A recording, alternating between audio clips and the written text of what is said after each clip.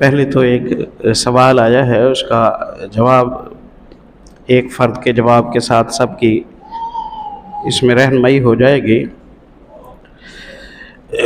سوال یہ ہے کہ کوئی شخص اپنے عذر یا اپنی بیماری کی وجہ سے اگر وہ کھڑے ہو کر نماز نہیں پڑھ سکتا ہے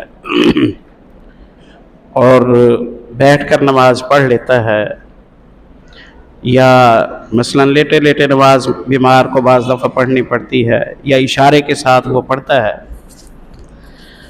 تو اس کے اجر و ثواب کا کیا بنے گا؟ کیا اسے مکمل اجر ملے گا یا اس کے اجر میں کوئی خلل پیدا ہوگا؟ اس حوالے سے میرے علم کی حد تک پیارے بھائیوں، پیارے نبی صلی اللہ علیہ وسلم سے دو طرح کی احادیث ہیں جو ہماری رہنمائی کرتی ہیں۔ ایک طرح کی احادیث میں یوں آیا ہے، آپ صلی اللہ علیہ وسلم فرماتے ہیں کہ بیمار اور مسافر کے ثواب کا سلسلہ صحت اور مقیم حالت کے ضابطے کے مطابق جاری رکھا جاتا ہے۔ یعنی اگر ایک شخص صحت کی حالت میں اور مقیم حالت میں نیکی کی ایک رفتار رکھتا ہے، اللہ کا کرنا وہ بیمار ہو گیا، اب اس کی وہ رفتار باقی نہ رہی، مالدار تھا تو سخاوت کرتا تھا، غریب ہو گیا ہے اب سخاوت نہیں کر سکتا، رکاوٹ غربت ہے، صحت مند تھا تو کھڑے ہو کر نماز پڑھتا تھا، اب بیمار ہو گیا ہے تو وہ بیٹھ کر نماز پڑھتا ہے۔ وہ نیکیاں جب کر سکتا تھا تو کرتا تھا، اب طاقت میں نہیں رہا، سفر کی وجہ سے یا بیماری کی وجہ سے، تو آپ صلی اللہ علیہ وسلم فرماتے ہیں کہ اللہ کی طرف سے فرشتوں کو حکم ہوتا ہے کہ وہ اس کا ثواب پورا لکھیں، اس کا ثواب پورا لکھیں، کیونکہ وہ اپنے شعور اور اپنی نیت کی خلوص نیت کی برکت سے وہ حقدار ہے کہ اس کی کٹوتی نہ کی جائے، وہ مجبور ہے، وہ معذور ہے۔ اور اسی ضابطے کے مطابق نبی کریم صلی اللہ علیہ وسلم نے فرمایا کہ من سال اللہ شہادتا، جو اللہ سے دل کی سچائی کے ساتھ شہادت کی موت کی درخواست کرتا ہے، بلغہ اللہ منازل الشہداء وَإِن مَاتَ عَلَى فِرَاشِهِ، اس کی موت بیماری کی وجہ سے ہو گئی، ایکسیڈنٹ کی وجہ سے ہو گئی، حادثے کی وجہ سے ہو گئی، اب وہ چاہتا شہادت تھا لیکن موت اپنے اختیار میں نہیں ہے، وہ بیماری کی وجہ سے آ گئی، تو بلغہ اللہ منازل الشہداء، اس کے خلوص نیت کی برکت سے، اس کی تمنا اور خواہش کی برکت سے اللہ اسے ثواب شہیدوں والا ہی دے گا، اللہ اسے ثواب شہیدوں والا ہی دے گا۔ جنگ تبوک سے واپس آ رہے ہیں رسول اللہ صلی اللہ علیہ وسلم فرماتے، راستے میں آپ صلی اللہ علیہ وسلم نے فرمایا ان بالمدینۃ لرجالا،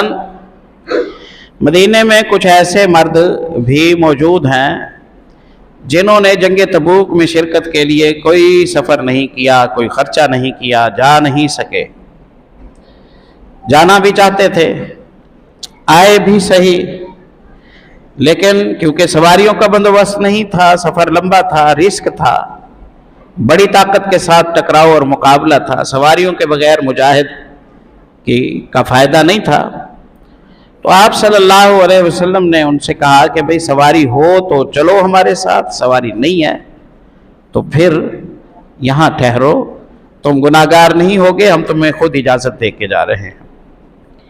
اب وہ ٹھہر تو گئے، لیکن قرآن کریم میں آیا ہے کہ وَتَوَلَّوْا وَأَعْيُنُهُمْ تَفِيضُ مِنَ الدَّمْعِ أَلَّا يَجِدُوا مَا يُنْفِقُونَ، بڑے صدمے کے ساتھ، ٹوٹے دل کے ساتھ، غمگین حالت میں آنکھیں بہاتے ہوئے واپس گئے اور پریشانی اور صدمہ انہیں اس بات کا تھا کہ ان کی مالی گنجائش اتنی نہیں ہے کہ جس کے ذریعے وہ سواری خرید لیں۔ آج موقع ہاتھ سے نکل گیا، جہاد فی سبیل اللہ کے لیے جا سکتے تھے، نہیں جا سکے، تو ان کی اس پریشانی کے پیش نظر رسول اللہ صلی اللہ علیہ وسلم ارشاد فرماتے ہیں کہ وہ مدینے میں ہی رہے، قیامت کا دن ہوگا، اللہ رب العزت تمہیں جنگ تبوک کے سفر، بھوک، گرد، غبار، تھکان، بیماری، خرچے، ہر شے کے حوالے سے اللہ جیسے تمہیں ثواب دے گا ویسے ہی تمہارے برابر مدینے میں رہنے والے لوگوں کو ثواب دے گا۔ منعہم العذر، مجبوری کی وجہ سے جو رہ گئے۔ ان دلائل کی روشنی میں یہ پتہ چلتا ہے کہ مجبوری کی وجہ سے آپ کی رفتار میں کوئی خلل آ گیا، اس خلل کی وجہ سے آپ تڑپتے رہے، آپ کو صدمہ ہوا، آپ کو پریشانی رہی، میں اس سے رہ گیا ہوں، میرے توفیق چھن گئی ہے، تو آپ پریشان نہ ہوں، آپ کو ثواب پورا ملے گا، اس میں کوئی کٹوتی نہیں ہوگی۔ لیکن یہاں ایک اور پریشانی ہے، میں نے شروع میں کہا نا کہ رسول اللہ صلی اللہ علیہ وسلم کی دو طرح کی احادیث اس حوالے سے آتی ہیں۔ نبی کریم صلی اللہ علیہ وسلم فرماتے ہیں کہ جو کھڑے ہو کر نماز پڑھتا ہے اسے پورا ثواب ملتا ہے، اور جو بیٹھ کر نماز پڑھتا ہے اسے کھڑے ہو کر نماز پڑھنے والے کے مقابلے میں آدھا ثواب ملتا ہے، اور جو لیٹے ہوئے نماز پڑھتا ہے اسے بیٹھ کر نماز پڑھنے والے کا بھی آدھا ملتا ہے۔ یہاں پھر سیدنا عمران ابن حسین رضی اللہ تعالیٰ عنہ کے حوالے سے حدیث آتی ہے کہ وہ بواسیر کا شکار رہے، ساری زندگی کان مبصورن، ساری زندگی بواسیر کا شکار رہے، اتنے بیمار رہتے تھے کہ نبی کریم صلی اللہ علیہ وسلم نے ان کی تیمارداری کئی مرتبہ کی۔ یہ جو حدیث میں آتا ہے نا کہ سامنے کوئی پھٹی رکھ کر اس پر سجدہ نہ کرے، بیٹھ کر نماز پڑھنے والا ہے جو، بس اشارے سے اس کا جھکاؤ ہو، سامنے کوئی پھٹی نہ ہو۔ یہ عمران ابن حسین کی تیمارداری کے وقت رسول اللہ صلی اللہ علیہ وسلم نے ان سے یہ بات کہی تھی آپ صلی اللہ علیہ وسلم نے۔ آپ گئے، وہ بیٹھے ہیں نماز پڑھ رہے ہیں اور سامنے پھٹی رکھی ہوئی ہے، سجدہ جب کرتے ہیں تو اس پھٹی پر کرتے ہیں، جیسے کرسیوں پر لگائی ہوئی ہوتی ہے پھٹی، تو آپ صلی اللہ علیہ وسلم نے وہ پھٹی ہٹا دی۔ عمران سمجھ گئے کہ پھٹی سامنے نہیں رکھنی چاہیے، نبی صلی اللہ علیہ وسلم تیمارداری کر کے چلے گئے۔ پھر کبھی ایک دفعہ پھر تیمارداری کے لیے آپ تشریف لائے، اللہ کا کرنا عمران ابن حسین اب بھی نماز پڑھ رہے تھے، اب سامنے تکیہ رکھا ہوا تھا، اب سامنے تکیہ رکھا ہوا تھا، اب سجدہ تکیے پر کر رہے تھے، آپ نے تکیہ بھی ہٹا دیا اور آپ نے فرمایا اصولی طور پر تو کھڑے ہو کر نماز پڑھنی چاہیے، اور اگر نہ کر سکو تو پھر بیٹھ کر نماز پڑھو، اشارے کے ساتھ نماز پڑھو، البتہ رکوع اور سجدے کا جو جھکاؤ ہے اس میں فرق اتنا ہو کہ رکوع کا جھکاؤ نسبتاً کم ہو اور سجدے کا جھکاؤ نسبتاً زیادہ ہو۔ تو آپ صلی اللہ علیہ وسلم کے حوالے سے یہ بھی حدیث عمران ابن حسین رضی اللہ عنہ کے حوالے سے ہے کہ ثواب آدھا ملتا ہے یا چوتھائی ملتا ہے، اور تھے بھی وہ بیمار، تو پریشانی پیدا ہوئی کہ وہاں تو کٹوتی نہیں ہو رہی، شہادت کا ثواب بھی مل رہا ہے مفت میں، اور یہاں بیمار کا ثواب ادا کیا جا رہا ہے، تو معاملہ کیا ہے؟ دونوں دلائل کو پیارے بھائی ہم سامنے جب رکھتے ہیں تو نتیجہ واللہ عالم یہ نکلتا ہے کہ ایک ہے بیٹھ کر نماز پڑھنا مجبوری سے، ایک ہے بیٹھ کر نماز پڑھنا سستی کی وجہ سے۔ وہ پڑھ سکتا ہے لیکن تھک جاتا ہے، وہ پڑھ سکتا ہے لیکن وہ آسودہ نہیں ہوتا، وہ ریلیکس رہنا چاہتا ہے، وہ سستی کی وجہ سے بیٹھ کر پڑھ لیتا ہے کہ ہو تو جاتی ہے चलो मैं इस तरह पढ़ लेता हूं। तो जो उज़्र की वजह से बैठकर पढ़ेगा उसको पूरा सवाब मिलेगा, और जो सुस्ती की वजह से बैठकर पढ़ेगा उसकी आधी कटौती हो जाएगी। जो सुस्ती की वजह से बैठकर पढ़ेगा उसकी आधी कटौती हो जाएगी। यहां एक परेशानी ये सामने आती है कि इमरान इब्न हुसैन रजी अल्लाह तआला अन्हु तो मरीज थे और वो बैठकर पढ़ रहे थे, तो उन्हें ये क्यों बताया? दो बातें समझ आती हैं प्यारे भाइयों। एक तो इस बात से आगाह करने के लिए कि मरीज संजीदा रहे, कोई छोटा मोटा मर्ज हो, कोई छोटी मोटी मामूली बात हो तो वो रुखसतों को एंजॉय ना करने लग जाए कि जी हमें तो इजाजत है, हम तो बीमार हैं, मैं शुगर का बीमार हूं, मैं 20 साल से रोजे नहीं रख रहा। क्यों भाई? शुगर के मरीज 80-80 साल के मरीज हैं, वो रोजे रख रहे हैं। अब कोई कहना चाहे कि मैं बीमार हूं तो उसके कहने के लिए माशाअल्लाह बहुत सारे उज़्र हैं। वो डॉक्टरों का कहना है कि आज सेहतमंद वो है कि जो टेस्ट नहीं कराता, वरना टेस्ट कराना तो 80% लोगों को रिपोर्ट मिल जाएगी जिसमें वो ये कहने जोगे होंगे मैं तो बीमार हूं। तो इमरान इब्न हुसैन रज़ी अल्लाह अन्हु को आप सल्लल्लाहु अलैहि वसल्लम ने संजीदा किया कि देखो मियां, बैठकर नमाज पढ़ने की रुखसत है, एंजॉय नहीं करना इसे, जितनी खड़े होकर पढ़ सको उसका एहतमाम करो। एक ये बात समझ आती है, वल्लाहु आलम।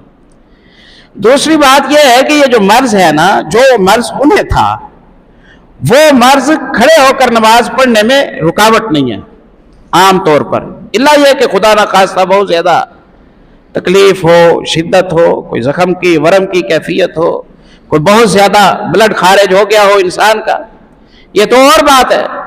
अगर ये मर्ज इब्तदाई नौइयत की हो तो ऐसा मरीज खड़े होकर नमाज पढ़े तो सुकून में पढ़ता है, बैठना उसके लिए मुश्किल होता है। तो इन दोनों बातों को पेश नजर रखते हुए हम इंशाअल्लाह इस नतीजे पर पहुंचते हैं कि जो उज़्र की वजह से बैठकर नमाज पढ़ता है वो परेशान ना हो, इंशाअल्लाह उसके सवाब में कोई कटौती नहीं होगी, और ये मामला उसका और उसके रब के का है कि रब ताला देख ले कि उसका उज़्र किस हद तक सच्चाई पर कायम है। लोगों को अच्छा गुमान रखना चाहिए और लोगों को उसके उज़्र के हवाले से कोई अपना तज्जिया तबसरा नहीं करना चाहिए। बात ठहरी थी सूरतुल हम्द की पहली आयत अर्रहमान अर्रहीम की तफसीर के हवाले से। फिर है मालिक यौमिद्दीन, ये लफ्ज़ आप जब अदा करते हैं तो रब आपके बारे में अपने फरिश्तों से कहता है कि मज्जदनी अब्दी, मेरे बंदे ने मेरी बड़ी इज्जत की। तमजीद, मज्द, इज्जत व वक़ार को कहते हैं, मेरे बंदे ने मेरी बहुत इज्जत की। ये तो मोहब्बत का जुमला है ना, ये तो मोहब्बत का जुमला है, पहचान का जुमला है कि मेरा बंदा मेरी शान बयान कर रहा है, मेरी हम्द कर रहा है, मेरी सना बयान कर रहा है, मेरी इज्जत करता है। तो रब को खुश करने का ये जुमला है मालिक यौमिद्दीन। हम अल्लाह से दुआ करते हैं, अल्लाह हम हर रकत में पढ़ते हैं तो हमें उन लोगों में शुमार फरमा जो तेरी इज्जत करते हैं। मुवाहिदीन अल्लाह की इज्जत करते हैं, मुशरिकीन अल्लाह की बेकदरी करते हैं। या अय्युहन्नास ज़ुरिब मसलन फस्तमिऊ लहू, लोगों हम मिसाल बयान करते हैं, जरा गौर से सुनकर मुझे जवाब दो। जिन्हें तुम पुकारते हो ये भला मक्खी बना सकते हैं? नहीं। अच्छा, जो इनके सामने तुम नजराने पेश करते हो, अगर मक्खी उसमें से उस पर बैठ जाए उसे उड़ा सकते हैं? नहीं। तो फिर नतीजा निकालो, ज़ौफ़त तालिब वल मतलूब, जिससे मांग रहे हो वो भी फकीर और गरीब और कमजोर है, और जो मांगने वाला है वो भी कमजोर है।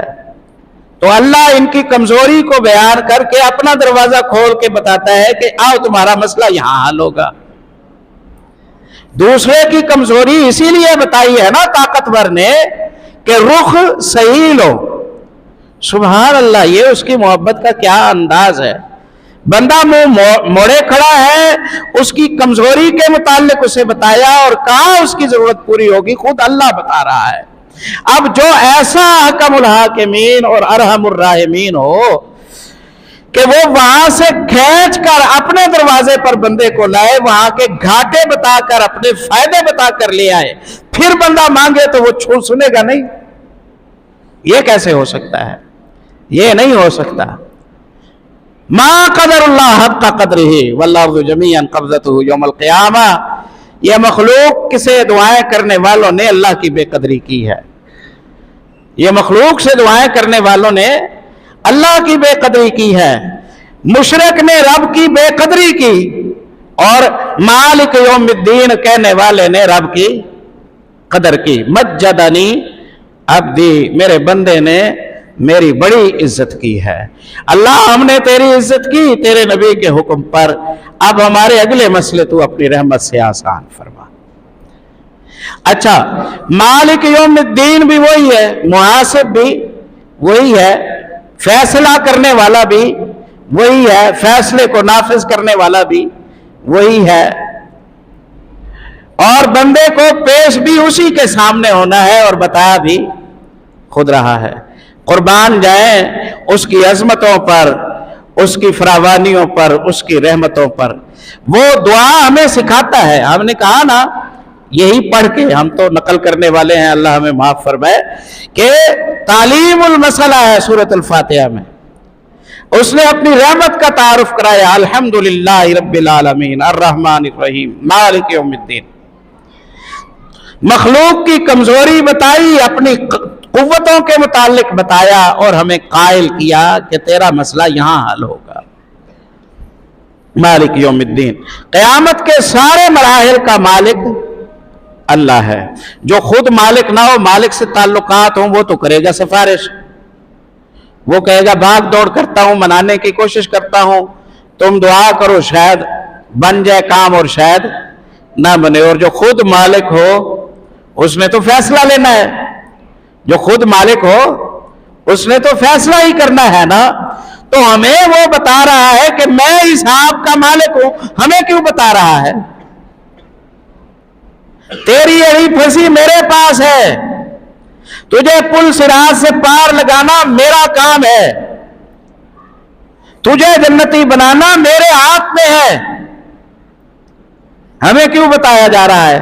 आगे सफर लंबा हमारा है, वो हमें आगाह करता है कि तू दुनिया में जीते जी मुझे राजी कर ले और तेरे ये मसले सारे के सारे मैं हल कर दूंगा। मालिक यौमिद्दीन, वो क़यामत के तमाम मराहिल का मालिक है। मालिक राजी हो गया तो पुल सिराज से आप इंशाअल्लाह पलक झपकते ही पार कर जाएंगे। कब्र में आपके लिए जन्नत के कालीन बिछा दिए जाएंगे, खुशबुएं आएंगी, हवाएं फिजाएं, आप इत्मीनान से रहेंगे। महशर के मैदान में आपको देखकर नबीयीन और फरिश्ते आप पर रश्क करेंगे, आप रब ताला के चेहरे को देखेंगे, ज़ियारतें करेंगे, आप अंबिया से मिलेंगे, आप जन्नात में हमेशा की जिंदगी पाएंगे, क्योंकि आपकी तो मालिक के साथ बात है, आपकी तो मालिक के साथ बात है। और वो आपको इतनी अहमियत देता है कि आप जब बात करते हैं वो किसी कॉल को मिस नहीं करता, वो किसी कॉल को काट नहीं देता, और वो कोई टाइम लिमिट भी आपके लिए मुकर्रर नहीं करता है कि जी फलां वक्त बात करो और फलां वक्त ना करो, फिलहाल मसरूफ हो बात न करो। और फिर वो तो दिलों के राज जानने वाला है, गूंगा बोल नहीं सकता, उसकी तमन्नाओं को देखकर खुद हल कर देता है। अंधा देख नहीं सकता, उसमें पैदाइशी तौर पर ऐसी हिस्स पैदा कर देता है। आज कंप्यूटर चला रहे हैं, आज कंप्यूटर चला रहे हैं, राहें पहचान लेते हैं, नोट पहचान लेते हैं। उसने बिन मांगे इतना कुछ अता किया है और वो ही क़यामत के दिन का मालिक है।